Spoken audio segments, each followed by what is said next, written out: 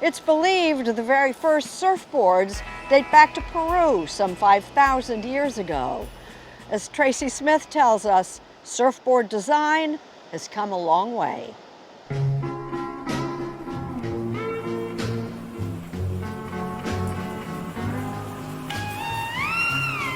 Nope, we're not in Kansas anymore. Surfing off the California coast is as popular as it's ever been. From the party wave riders at Malibu to the folks chillin' at Doheny, where you can sit for hours in the lineup, just waiting for the right wave. And for that, you need just the right board.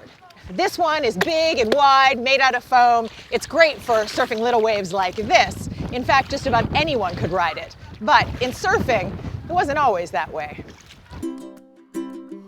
Surfing was once a sport reserved for Hawaiian royalty, who rode the waves on boards of solid wood that were long, narrow, and majestically heavy.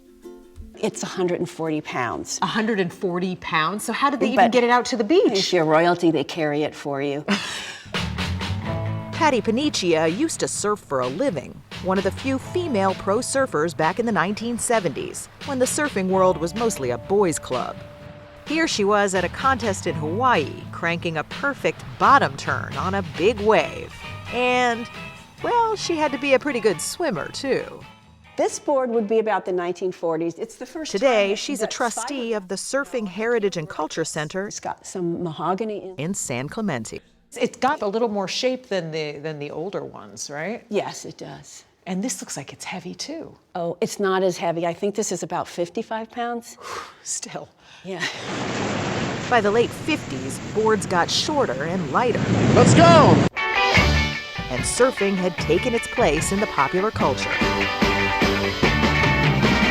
Surfboard maker Hobie Alter, who started making boards with lightweight balsa wood, switched to polyurethane foam and helped take the sport to the next level.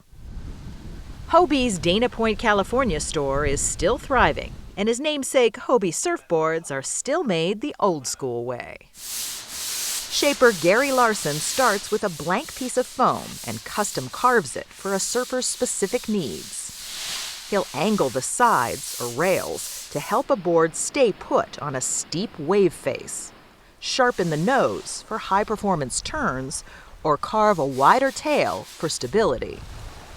These are stringers, so these are wood. Some boards have thin strips of wood, called stringers, running down the middle for added stiffness and style. This model runs around $1,800, but each surfboard is different. I've had boards that I've tried to duplicate for myself, and each board has its own characteristics. It's like snowflakes, no two are alike when they're agree. hand-shaped. Yeah, it's a good analogy. Don't get me wrong, you can buy a machine-made board too, like the one I'm paddling here. They're often cheaper and easier to ride. But they'll never have that certain something that a shaper puts into a board when they're making one just for you.